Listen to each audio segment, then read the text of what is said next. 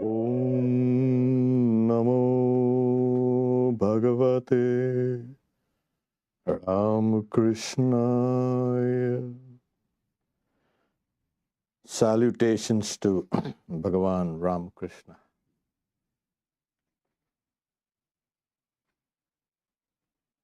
Easter Sunday, Easter. It's a very auspicious day. We will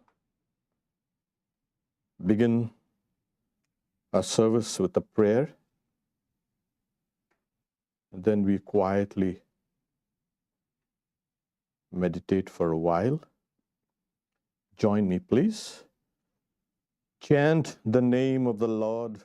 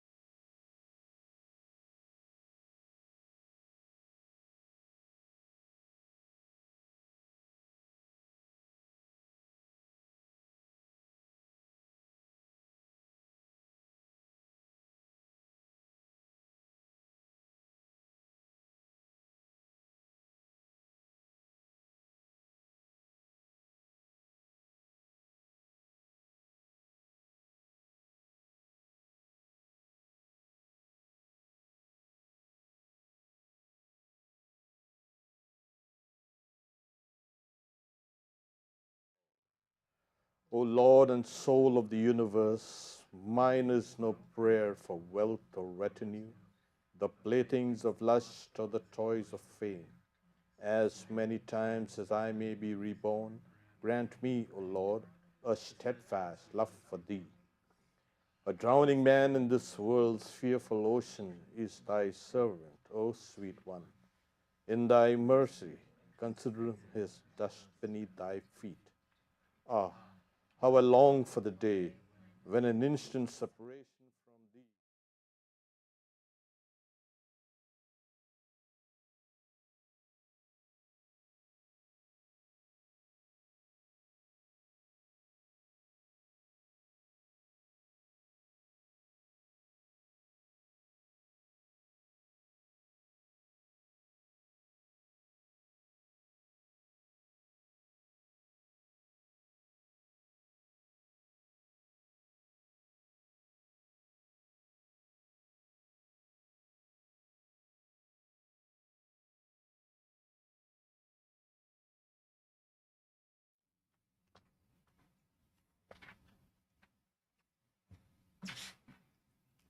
Let us close our eyes for a moment and connect with that immortal element within us.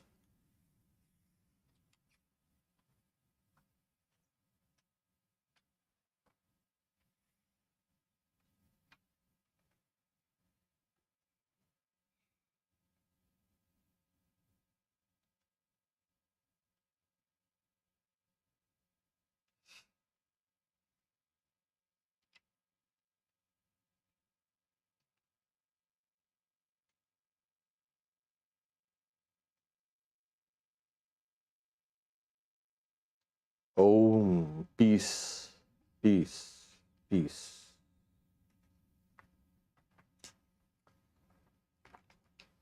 That is essentially our real nature, the immortality.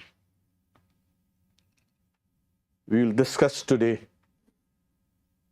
Advaita mysticism, Vedanta mysticism. And it being Easter, it's a question of resurrecting that immortal element within. this topic will discuss that truth. Advaita, it means not two, oneness. It, in its purest form, it's not just a philosophy. It's an experience, and a mystical experience. Now, all over the world, you can see religions, various religions, and the diversity is staggering. At the heart of each and every religion, you will find a trace of mysticism. They have arisen from mystical experiences, inevitably.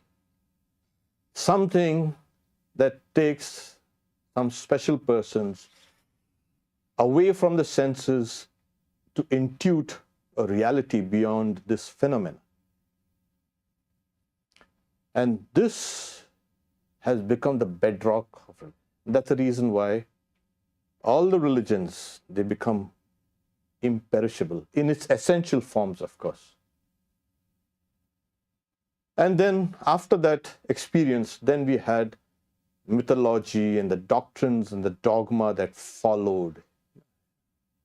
And that shaped the worldview, and that worldview was transmitted to succeeding generations. Not knowing that each and every one of us can recreate or recapitulate or rework ourselves and get that mystical experiences.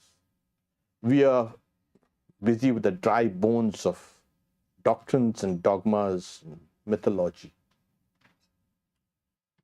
So the founders of every religion, whichever there, they have experienced certain truths, and it is religion's duty to help you back to that. Swami Vivekananda was clear. Well, if that guy, he ate, that's not going to satisfy my hunger. So if that guy saw God, I also need to see God. This is religion. Swami Vivekananda says, religion is realization. But over the years, and especially in this modern day, mysticism has kind of become associated with psychic phenomena and psychics. Reading tarot cards, seeing crystal balls, seeing the future, etc., etc. And clairvoyance and clairaudience and all these kind of things, you know. And then there's another element in modern society, taking things like psilocybin and something of the mushroom variety, some mushroom varieties, and to get something called an experience. Now that hallucinogenic drugs, they disrupt or distort the sense of the self, and all the set neuronal pathways are disrupted, and that gives you some experience, but it's limited only to the brain. So there's that subculture that's growing, and it's powerful also, including the other subculture of psychics making a lot of money and giving you all these great stories about your own future and your life and all these experiences and all these energies and all these quirky occult things. There is an element within us that makes us believe that those kind of things. Something that's mysterious, something that's beyond the shadows, you know, something that's dark. That has always led human minds to those realms. But mysticism is, in the dictionary meaning, is belief that union with or absorption into the deity or the absolute, or a spiritual apprehension of knowledge inaccessible to the intellect, may be attained through contemplation and self-surrender. So whether you're a dualist or you're a kind of a monist, that is, you don't want to see any difference between you and the reality. So it is absorption. It is being one with the deity. That's mysticism. That's it. And in all cultures, you will find mystics rising, not only in the first founders, but later on also. And later doctrines could not integrate these experiences within the framework of their faith. So they called them previsions. They were called crazy or mad or something like that.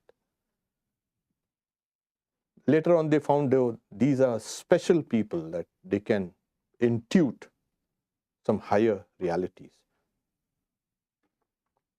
So, that being said, now what is reality? Now the simple explanation which is given in one of the scriptures called the Brahma Sutras, it's called Janmadasyata. That is from where the birth, etc. of this universe proceeds. Because this world that we see around is here and now, experienced now. So this is question, what is this? And then they find that the reality has kind of generated this reality that the other problem with many philosophies and many religions is they take reality away from you and place it somewhere far, maybe in some distant heaven, maybe in a distant dwelling person. That can never be. If it is a reality, it has to be here and now. It has to be experienced, not in some heaven or some hell, maybe, who knows.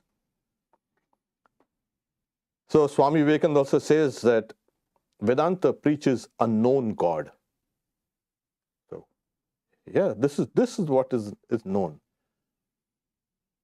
Now, there are many mystics and there have been many teachers, especially in India. They ask, find out who you are. Find out your source. Find out what is this I that experiences everything. It's a very simplistic, you can say, way of looking at reality through that door. But it's meant for the extremely, you can say, elite aspirants who can just go down there and unravel the I. Ordinary aspirants will not be able to do that.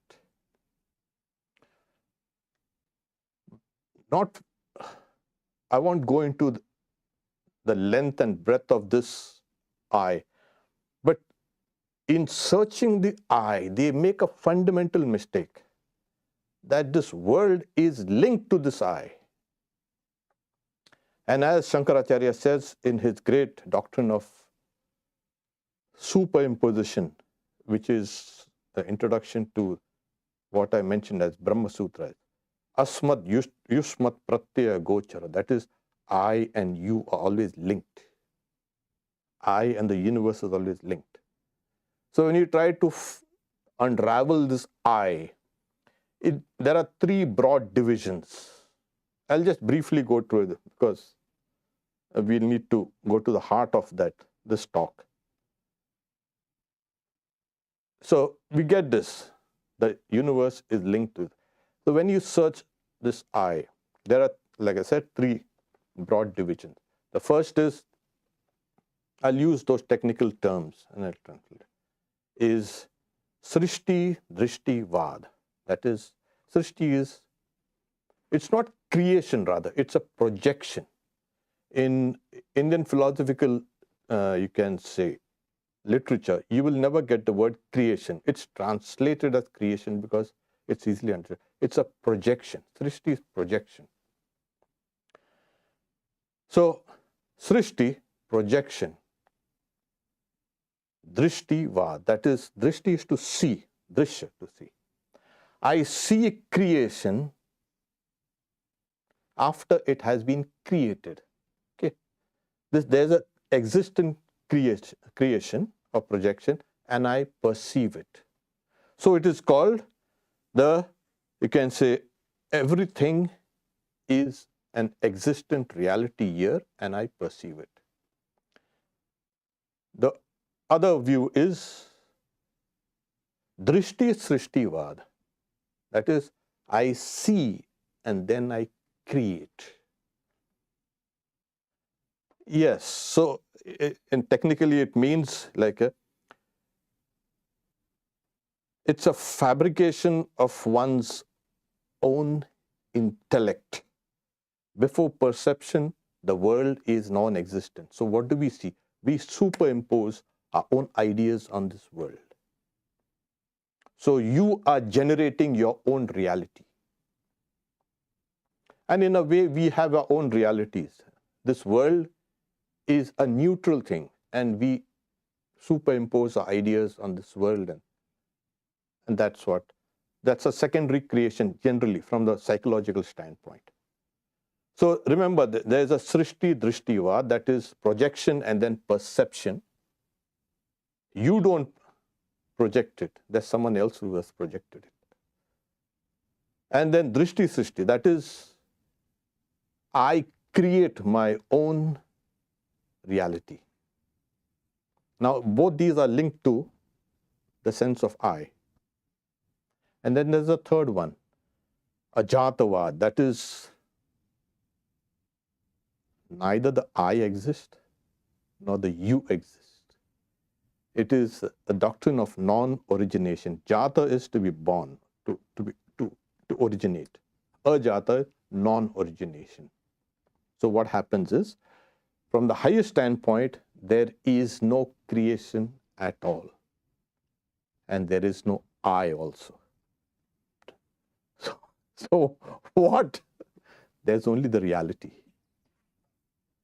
So this doctrine has been in India for thousands of years. And of course, it tallies with experience also. But remember, this is experiential. Okay? It is not just a kind of a philosophy, like in the sense of it's an armchair philosopher sitting down and cooking up something in their brain. No, this was experienced.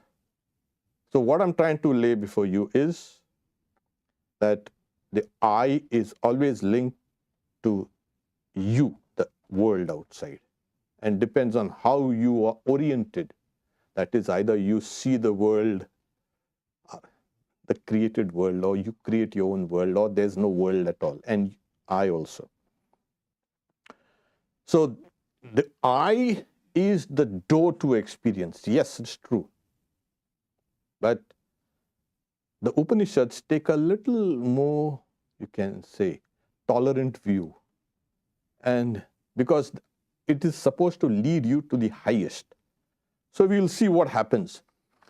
When we perceive the world, we are connected. Not only connected, we are enmeshed. Our bodies and minds are designed in such a way we have to interact with the world. Have to. Because this is part of the world outside. And yet, we, through our senses, and there are the 5 senses external and the 3 senses internally. Proprioception, vestibular, and interoception. Let's not go into that, the explanations. You get the idea that this is this same thing. Now, there's a verse in the Upanishad saying the self-existent Lord injured the senses by making them go outward. And so we see outward things. A certain wise person desiring immortality turns the senses inwards and beholds that immortal self. So we get an idea that we've got to turn our attention or your mind inwards, and we can behold. This external world, we have been trying to understand it. It's not new, no? Thousands and thousands and thousands. The day we looked around, we saw, what's this? What's this? And we see beauty and ugliness and crime and punishment and a whole host of things. I don't have to lay out before you what you see. At the same time, poets have spoken about, the beauty and the sublimity, and there's something that is beyond the senses. These nature mystics, especially these nature mystics, the poets, they try to see something beyond this world. And they wrote poetries, and poetries became songs and became part of the culture, that the apparent view of this world is not the whole thing. There's something deeper inside. Another explanation is now from the scientific standpoint that this whole world is quantum. And our perception also is quantum. Yeah, now things are coming down to that. It's not a simple mechanical, light comes in and then there's a kind of a cascading effect there inside. It's more complex than what we had thought about ordinary perception. Now, when we see these things happening, there is take for instance, I generally give the example. You can keep gazing for a while on blazing fire. Keep on. It's hypnotic. And you keep on gazing, staring at it like you are kind of transported in a different way. Same thing with even water, just flowing water, or even air, or even space, even earth. There is a mystical element within these very perceptions. So it means that there is a mystical, you can say, thread or an element, strong element within the eye itself that perceives this thing. Because without this element absent, without the element present, you will not be able to perceive those mystical things. And this has been the universal experience. You don't need to be a kind of a great sage and this and that and all like. You don't have to be an ordinary sage also too. An ordinary mind also can detect things. Only thing, we are in such a hurry about running about all over the place. We don't catch these small, beautiful moments, these mystical moments in our lives. So here, to come down to a beautiful experience, I was just scratching the surface. Swami Vivekananda, one time, he was in the Himalayas, in a place called Almora. There is a beautiful stream. It was a river, now it's become a stream because of this global warming. And there's an old tree here. It's a kind of a peepal tree. It's a sacred tree. I've been there. It's a beautiful place. There's absolute silence. So Swami Vivekananda and his brother disciple were there, and they were meditating. And after he meditated, he noted down in his book, he says, the microcosm and the macrocosm are built on the same plan. Just as an individual soul is encased in the living body, so is the universal soul in the living Prakriti, that is nature. The objective universe, Shiva, that is Kali, is embracing Shiva. That's an elongated A. Shiva, that is Kali, is embracing Shiva. This covering of one soul by the other is real. And he speaks about like a thought has to be always articulated with a word and with an idea. So idea and articulation, the word, are always joined together. Thought and word are always joined together. So he's saying that one soul, the living, you can say, nature is embracing that universal soul, as it were, in that kind of oneness. So he's saying, therefore, in the beginning was a word, etc. The dual aspect of this universal soul is eternal. That is, this is ensouled divinity. What you see is ensouled divinity.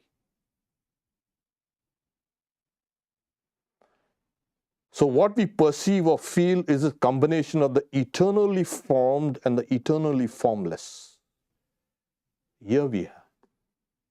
So the absolute, which is formless, is always linked to the formed. So these two elements are always there in our perceptions.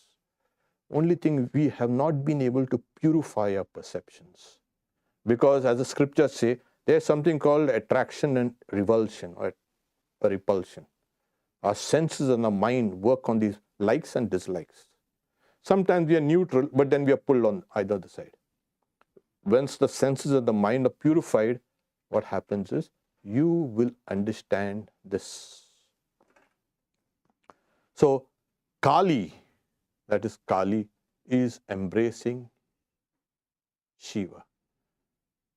Not the personal form of Kali or Shiva. That's impersonal. So here we have this the great idea that microcosm and the macrocosm are built on the same plan. Like you have a soul which is encased in a living body, so is this living nature is encasing a living soul. That's the reason why we've got to take care of the external world. It is a kind of a responsibility to look after the environment because it's living. And you see life everywhere. There's no place where there's no life. So this is his experience. And we do experience it in a kind of a very low intensity way. We just need to go forward here. Now,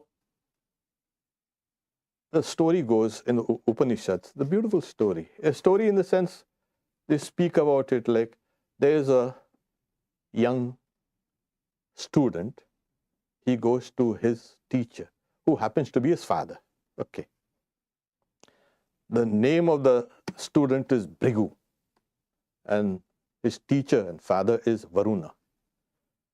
So the young boy goes to his father and says, "Sir, teach me Brahman." That is, teach me the reality and how to realize it. So I don't know how old these words are, but indulge me, I'll just repeat, because they have been repeated for thousands and thousands and thousands of years. So I'll give you a brief idea. Bhrigur vai varuni varunam pitaram upasasara adhihi bhagavo brahmeti.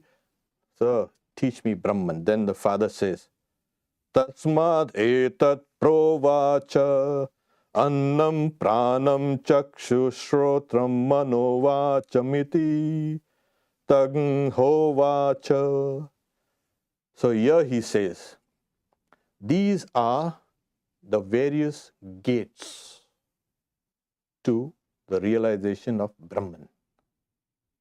And he speaks about it as food prana. I'll explain what is food. It's not a food on your plate. Oh, this is food. That is also part of that greater food, don't worry. Vital force, eye, the perception, ear, that is the senses, mind and speech. These are the aids to the knowledge of Brahman. So here he's very clear. These are the aids. So these are the doors to the doors, the final door to the sense of I, as we have mentioned. So then he describes what's the reality, saying, he tells his son and student, crave to know well, but you must be able to know well. You must have the desire to know what? That from which all beings take their birth, that by which they live after being born, and that into which they move and into which they merge. That is Brahman. Now this is a very simple, you can say, solution to all our problems of reality. All the beings emerge from there, are sustained, and then dissolve into it. So find that out. And he says, how do you find it out? He uses the word tapas, concentration, because it's translated variously as, being austerities, or being ascetic, very hard on yourself. That's not the idea. The idea is, as the Mahabharata also says, the concentration of the senses and the mind into a kind of a pinpoint, you can say, focus, is what is called the highest form of tapas, that's austerity. It is like a heat that is generated. Tapas means generally heat. So when you focus, like you take a convex lens and you focus the rays of the sun, and what happens is it can burn some paper or wood or whatever. That's, you're focusing all your physical, mental, moral and spiritual energies into one point, and it's breaking through the various doors that they have set. So the young lad, he goes and practices this concentration. And as he keeps on concentration, he realizes the first door, that reality called food. Now, what is this food? Oh my God. Food. Yes. This is the first visible aspect of reality. It means the entirety of creation is called a Virat. This is the cosmic person. The entire universe is its body. And you also part of that cosmic body. Like a cell is part of the entirety of all the cells. So similarly, we are all part of that. It's called food. It's actually called Virat. So he realizes this first reality. And then again he goes to his father. So, sir, teach me Brahman. Because you can understand, this reality that we see must have an origin. It has originated from somewhere. So the father says, go and practice further. And he keeps on repeating those same instructions. Yato va imani bhutani jayante yena jatani jivanti yam prayantam visamvisanti tad vijignyasas tad brahmeti. You should know that is Brahman. He go and practice concentration. He goes again and practices concentration. He comes back again. So, this, just to bring it into context, Sri Ramakrishna one time, he says, it was revealed to me in a flash that this entire universe is the body of Shiva. I'll just read that experience of one day while worshipping Shiva, I was about to offer a bale leaf, that's a sacred leaf, on the image. When it was revealed to me that this Virat, this universe itself is Shiva, after that my worship of Shiva through an image came to an end. Another day I was plucking flowers when it was revealed to me that all the flowering plants were so many bouquets. It was shown to me that each plant was a bouquet adorning the universal form of God. Now this is very clear that this has been experienced not only by Brigu, but down the ages. And we have seen, even Swamiji had experienced these things. So this is an experience that can be replicated across time by people. And that's why it's called an experience. Otherwise, there is no point in saying it's an experience and limited only to one person. That can never be universal then. If it has happened once, it's going to happen over and over and over again. So the student again practices meditation, concentration, and as he keeps on practicing, he comes to the second door as vital force. That is the prana. Everything is enlivened by this vital force. He comes again and says, "Sir, teach me Brahman." Saying, the father repeats the same instruction. Go and practice meditation. And same says, this is what it is, Brahman. Go and find it out for yourself. Now he gives an additional, you can say, instruction. That the very meditation and concentration that you are practicing, that itself is Brahman. So you are now possessing a key to that door, and we are open it.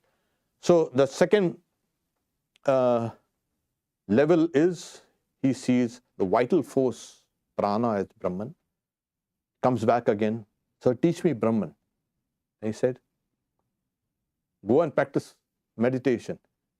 You see, these were great students, not argumentative. They're trying to push their own views on the teacher at times and fighting about it.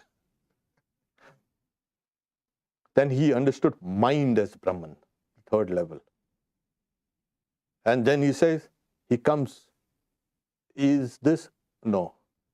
Find out for yourself. Go and practice. So again he practices and he comes down to the fourth, the food, vital force, mind, and the fourth is intelligence. He understands it. Now this is the subtle aspect. We spoke about the physical aspect of reality. It's called Virat, which has an, you can say, origin. Its origin is from the subtle. It's called a Hiranyagarbha, the golden womb.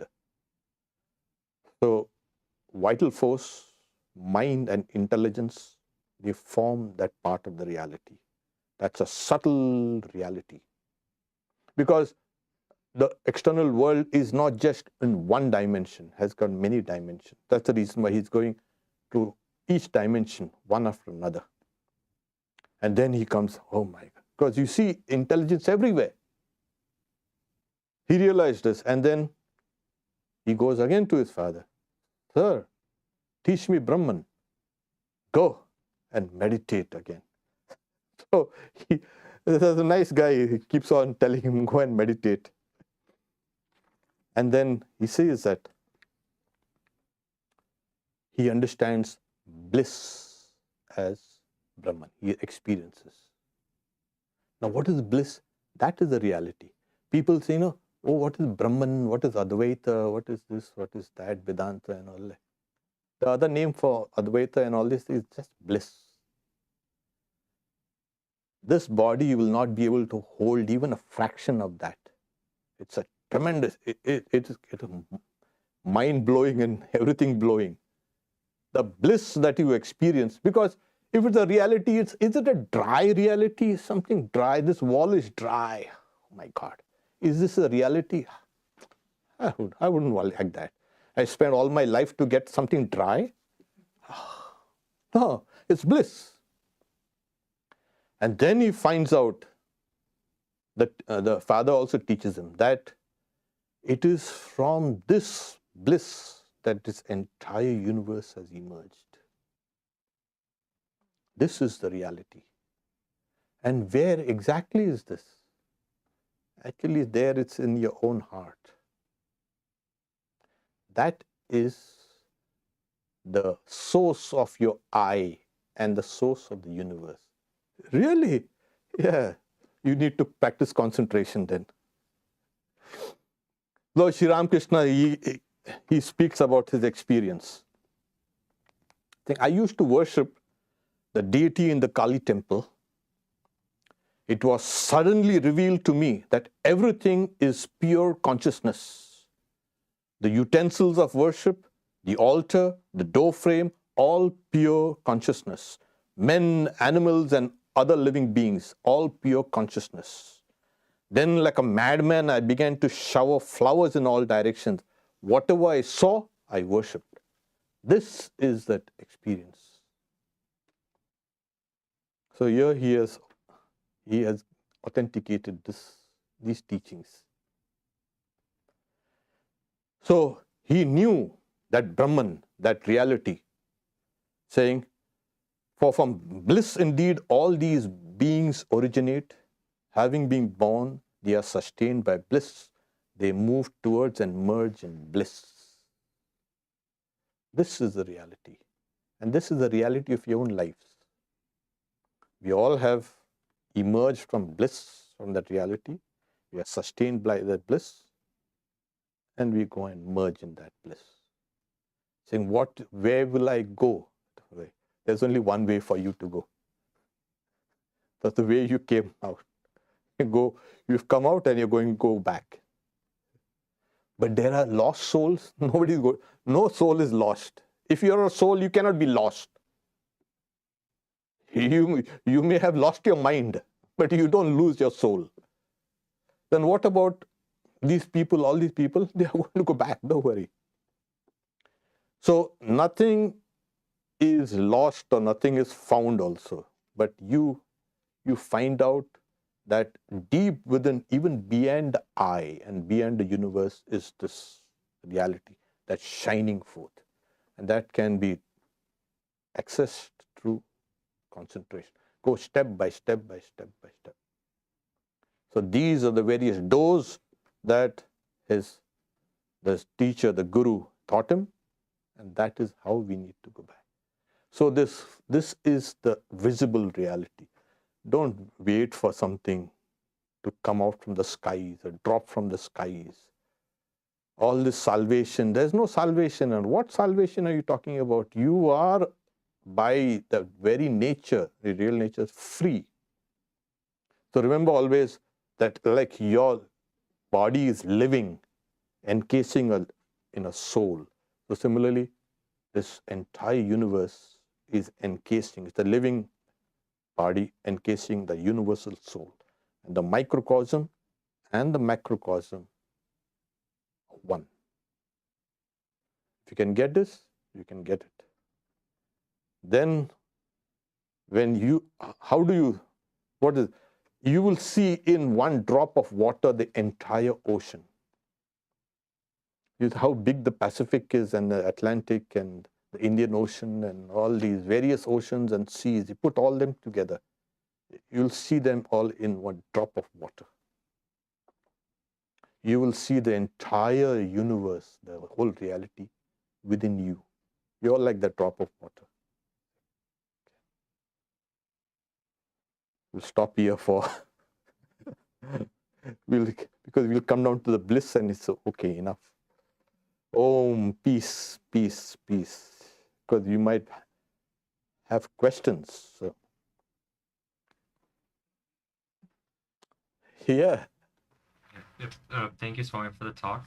I was wondering if you can help clarify what's the difference between projection versus creation, or if these are just interchangeable words. Yeah, the question a friend has asked is, what's the difference between projection and creation? So now the word is used interchangeably, especially by us. But projection is projection of something which already exists.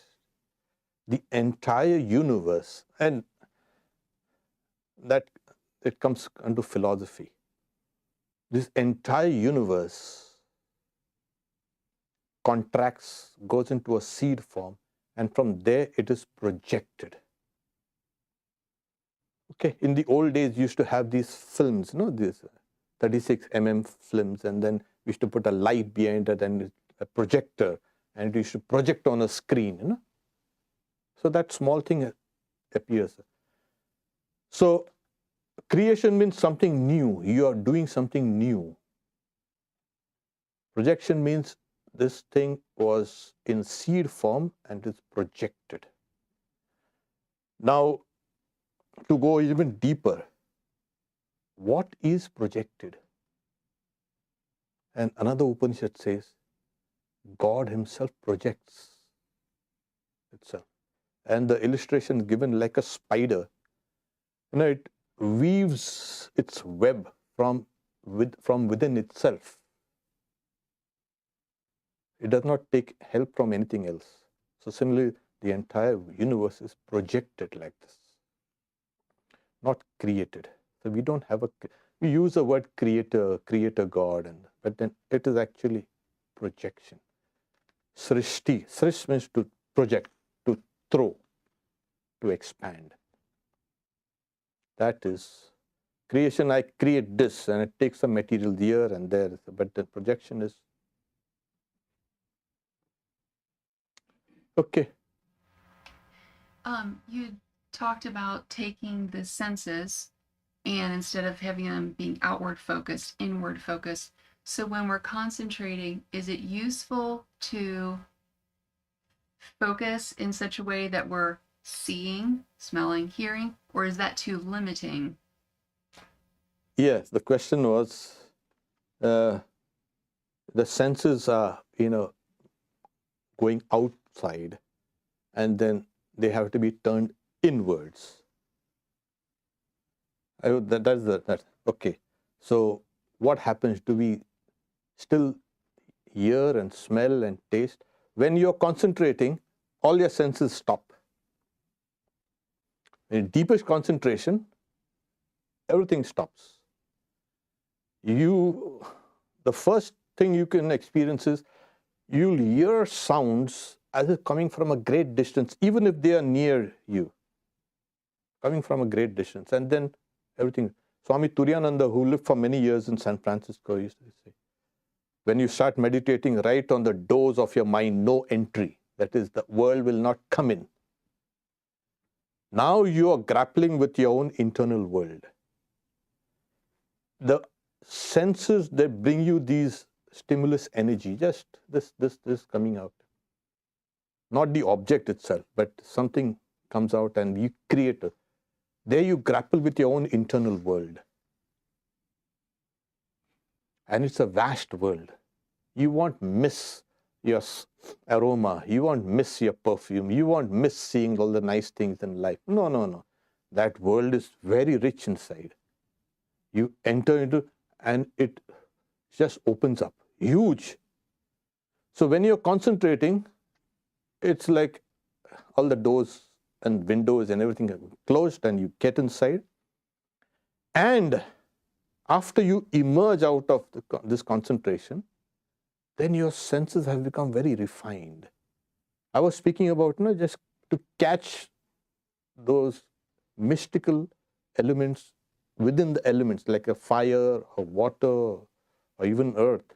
You will be able to catch that. The senses have become so sharpened and purified. So the best way to enjoy this world, people want to enjoy this world. Yeah, meditate. Huh, really? Oh yeah, if you can meditate, you'll really enjoy the world. Our senses are so dense, so gross now. You don't even know. We see though these senses are so sophisticated, compare your eyes with that of an eagle. Oh, nothing. Or compare your sense of smell with that of a dog. See what happens. You, it's like a caricature of you. So our senses are very limited, and we've put too much value on these sensory things. So as you keep on meditating, getting inside, you will see a huge world, a very rich world inside, beyond the senses. The senses are actually very limited. It's like looking at this universe through a peephole, you know. Oh, that's what it is. And then when you come out of that peephole, you smashed it and open the, oh my God, this is what it is. The senses delude you. You don't ever see the right thing. It's like you're seeing color. Really? There's color outside. Yeah. Oh. Rethink on that now. There's no color outside. Yeah. What's the crux of the argument for like qualified versus not? And has qualified also been experienced by? Oh yeah. This is, you start from the qualified reality or conditioned reality, and you go deeper and deeper into the unconditioned, the unqualified reality. So the first level, the food or the virat, then you had the vital force, and then you had the mind, and then you had intelligence. These are all conditioned. So you come to that bliss aspect where there is no conditioning at all. So that's the way you go step by step. Suppose I ask you, go and run a mile in 4 minutes. Oh no. You may, of course, but you say, give me 6 months, give me 3 months. I'll do that. What do? You keep on pushing your limits, isn't it? Pushing and pushing, practicing. Same way with this one. You come to one level, and then you push yourself, and then you get you can say higher dimension in that perception of yours. So it's the same thing. From the conditioned, you go to the unconditioned.